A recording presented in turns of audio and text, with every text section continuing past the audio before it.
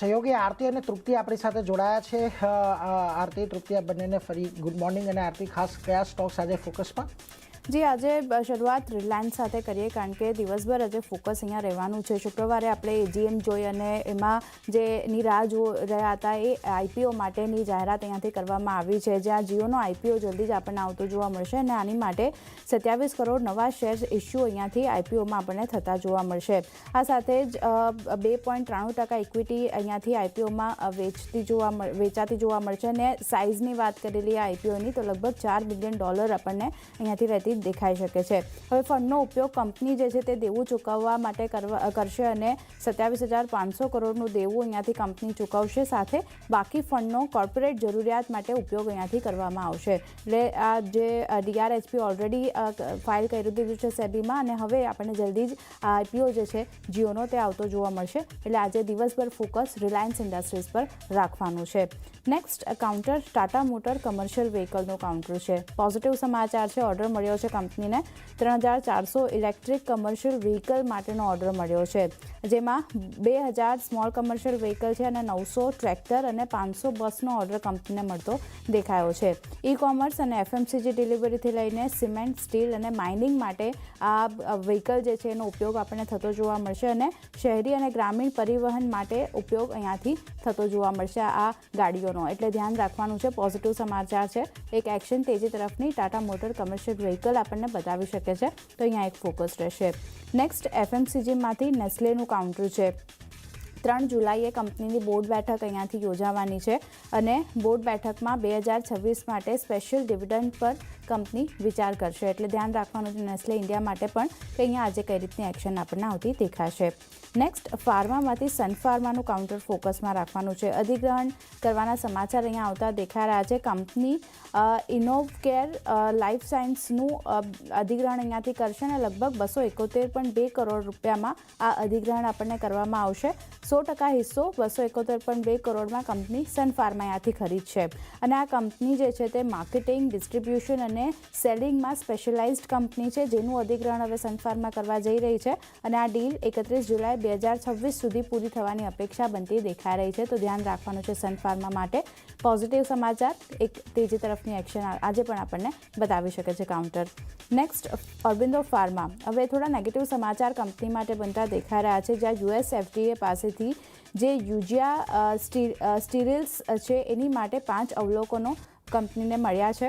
US FDA pre approval inspection અહીંયાથી પૂરું કર્યું છે, જેમાં 5 અવલોકનો મળ્યા છે અને 10 થી 19 જૂન વચ્ચે તપાસ હાથ ધરવામાં આવી હતી। ધ્યાન રાખવાનું છે થોડા નેગેટિવ સમાચાર ઓરોબિંદો ફાર્મા માટે, એક નજર રાખવાની રહેશે અહીંયા। નેક્સ્ટ કાઉન્ટર ભારત ફોર્જનું છે।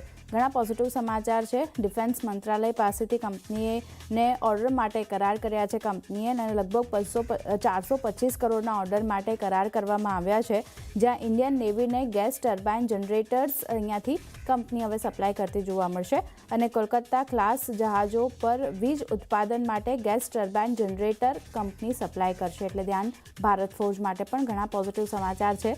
શુક્રવારે પણ એક સારી ખરીદદારી ઓવરઓલ ડિફેન્સ સ્પેસમાં જોઈ હતી, હવે આજે ભારત ફોર્જ ખાસ ફોકસ રાખવાનું છે। નેક્સ્ટ સોમ ડિસ્ટિલરીઝનું કાઉન્ટર છે। અહીંયા થોડા નેગેટિવ સમાચાર કંપની માટે, જ્યાં મધ્યપ્રદેશ એક્સાઇઝ વિભાગે અરજી ફગાવી દીધી છે। FY 26-27 માટે ભોપાલ પ્લાન્ટ માટે એક્સાઇઝ લાયસન્સ માટેની અરજી અહીંયા જે કંપનીની હતી તે અહીંયાથી ફગાવી દેવામાં આવી છે, તો સેન્ટિમેન્ટલ નેગેટિવ ઇફેક્ટ થોડી ઘણી સોમ ડિસ્ટિલરીઝ બતાવશે, ધ્યાન રાખવાનું છે। અને છેલ્લે મારા તરફથી ચેન્નઈ પેટ્રોની વાત કરી લઈએ તો અહીંયા પોઝિટિવ સમાચાર છે કંપની માટે, જ્યાં નાણાં મંત્રાલય તરફથી નવરત્ન CPSC દરજ્જો કંપનીને મળતો દેખાઈ રહ્યો છે। સેન્ટ્રલ પબ્લિક સેક્ટર એન્ટરપ્રાઇઝ એટલે CPSC એનો દરજ્જો કંપનીને નવરત્ન અહીંયાથી મળતો દેખાઈ રહ્યો છે, તો ચેન્નઈ પેટ્રોલના કાઉન્ટર પર પણ એક નજર રાખવાની છે। તો ખાસ કરીને Reliance industries, Tata motors commercial vehicle, Nestle India અને ફાર્મા સ્પેસમાંથી સન ફાર્મા પર ખાસ એક નજર રાખવાની છે। પોઝિટિવ એક્શન આ બધા કાઉન્ટર આપણને બતાવી શકે છે, પણ એ સિવાય પણ તૃપ્તિ અન્ય પણ ઘણા બધા કાઉન્ટર છે જ્યાં રિએક્શન રહેશે, ક્યાં ફોકસ? આરતી, હું પણ શરૂઆત પોઝિટિવ સમાચાર સાથે જ કરીશ, તો ખાસ કરીને ગાર્ડન યુધિચ શિપ બિલ્ડર્સ અહીંયા અહીંયા ફોકસમાં છે, કારણ કે અહીંયા પણ નાણાં મંત્રાલય પાસેથી કંપનીને નવરત્નનો અહીંયા દરજ્જો મળ્યો છે. કંપની માટે આ જે ઉપલબ્ધિ જે છે તે ખૂબ જ એક મહત્વપૂર્ણ રહેશે, એટલે ડેફિનેટલી આ કાઉન્ટર પર પણ અહીંયા ફોકસ જોવા મળી શકે છે. ત્યારબાદ નજર કરશું RVNL પર. અહીંયા ખૂબ જ એક પોઝિટિવ સમાચાર આપણી સમક્ષ આવતા જોવા મળી રહ્યા છે. NMDC પાસેથી લગભગ કંપનીને 2,977 કરોડનો અહીંયા કંપનીને ઓર્ડર મળ્યો છે. ખાસ કરીને આંધ્રપ્રદેશ ખાતે વિશાખાપટ્ટનમમાં તેમને અહીંયા બફર સ્ટોલ પાઇલ્સ અને ખાસ કરીને બ્લાઇન્ડિંગ યાર્ડ છે તેના ડેવલપમેન્ટ માટે કંપનીને અહીંયા ઓર્ડર મળતો જોવા મળી રહ્યો છે, અને ખાસ કરીને RVNLનું કાઉન્ટર એક પોઝિટિવ રિએક્શન આપી શકે છે. ત્યારબાદ નજર કરશું પાવર અહીંયા મેક માટે. અહીંયા JSW થર્મલ એનર્જી પાસેથી કંપનીને લગભગ 1,009 કરોડનો ઓર્ડર આપણને મળતો જોવા મળી રહ્યો છે. કાઉન્ટર ખૂબ જ એક પોઝિટિવ રિએક્શન કન્ટિન્યુ દેખાડી રહી છે. આજે પણ એક પોઝિટિવ સમાચાર આપણી સમક્ષ જોવા મળી રહ્યા છે. ત્યારબાદ નજર કરી રહેશે એ છે ગુડલક ઇન્ડિયા પર. અહીંયા ગુડલક ડિફેન્સ એટલે કે તેની જે સબસિડરી કંપની છે એને અહીંયા અનડિસ્ક્લોઝ એન્ટિટી પાસેથી લગભગ 255 કરોડનો ઓર્ડર મળ્યો છે. તેમને 155 mm long range MT shells supply કરવા માટેનો ઓર્ડર મળ્યો છે. એટલે ખૂબ જ એક પોઝિટિવ રિએક્શન આપણને જોવા મળી શકે છે આ કાઉન્ટર્સ માટે, પરંતુ સબસિડરી કંપનીને ઓર્ડર મળ્યો છે. ત્યારબાદ નજર બની રહી છે એ છે મહેન્દ્રા લાઈફ સ્પેસ ડેવલપર્સ પણ. અહીંયા પણ કંપનીએ અધિગ્રહણ કર્યું છે. તેમને મુંબઈ ખાતે કાંદિવલી પૂર્વમાં તેમને 15 એકર જમીનનું તેમને અહીંયા અધિગ્રહણ કર્યું છે.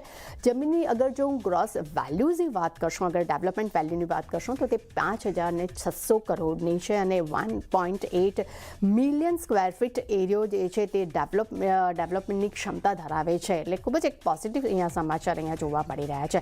ત્યારબાદ નજર બની રહી છે એ છે હિમાદ્રી સ્પેશિયાલિટી કેમિકલ્સ પર. અહીંયા પોઝિટિવ સમાચાર આપણે જોઈ રહ્યા છે. ખાસ કરીને યુએસની બેટરી ટેકનોલોજી કંપની જે છે તે ઇન્ટરનેશનલ બેટરી કંપની INCમાં કંપનીએ પોતાનો હિસ્સો જે છે અહીંયા વધાર્યો છે. તેમને $0.66 મિલિયન રોકાણ સાથે અહીંયા તેમને હિસ્સો અહીંયા વધારી રહ્યો છે, જે સંપૂર્ણ ડાયલ્યુટેડ ધોરણે 20.47 એટલે કે 20.47% સુધીનો હિસ્સો કંપની અહીંયા વધાર્યો છે. એટલે આવનારા સમયમાં ડેફિનેટલી તેમની એક રેવન્યુ પર એક પોઝિટિવ ઇમ્પેક્ટ આપણને જોવા મળી શકે છે. ત્યારબાદ નજર કરશું કિર્લોસ્કર ઓઇલ પણ. અહીંયા પણ એક કંપનીને મોટો ઓર્ડર મળતો જોવા મળી રહ્યો છે. તેમને હાઇપરનેક્સ્ટ પાસેથી કંપનીને મોટો ઓર્ડર મળ્યો છે. તેમને ખાસ કરીને જે next generation digital infra company જે છે તે હાઇપરનેક્સ્ટ તેના પર અહીંયા એક પોતે કામ કરી રહી છે. ખાસ કરીને તેની એક કંપની કહેવાય છે, ઇન્ફ્રાસ્ટ્રક્ચર કંપની કહેવાય છે, અને ખાસ કરીને કંપનીને ભારતમાં તેમને hyper scale AI enabled data સેન્ટર્સને સપોર્ટ કરવા માટે તેમને 192 મેગાવોટની વીજ ઉત્પાદન ક્ષમતા માટે કંપનીને ઓર્ડર મળ્યો છે. એટલે પોઝિટિવ અહીંયા આપણને એક સારું રિએક્શન આજના દિવસમાં જોવા મળી શકે છે. અને છેલ્લે નજર બની રહી છે એ છે નોલેજ મરીન પર. અહીંયા બે અલગ અલગ સમાચાર છે.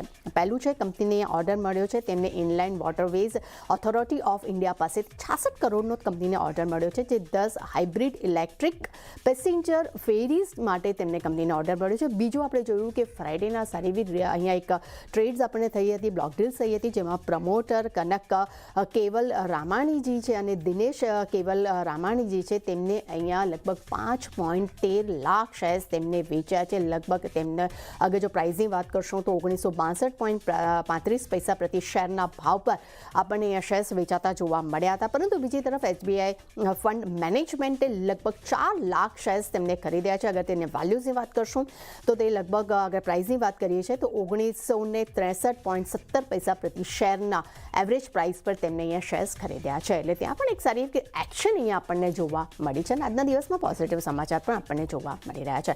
એટલે નીરજ, ખાસ મારા તરફથી અને આરતી તરફથી ઘણા બધા શેર્સ અત્યારે અમે લોકોએ ડિસ્કસ કર્યા છે. દરેક પર આપણને એક સારી એવી રિએક્શન અહીંયા આજે આજના દિવસમાં જોવા મળી શકે છે.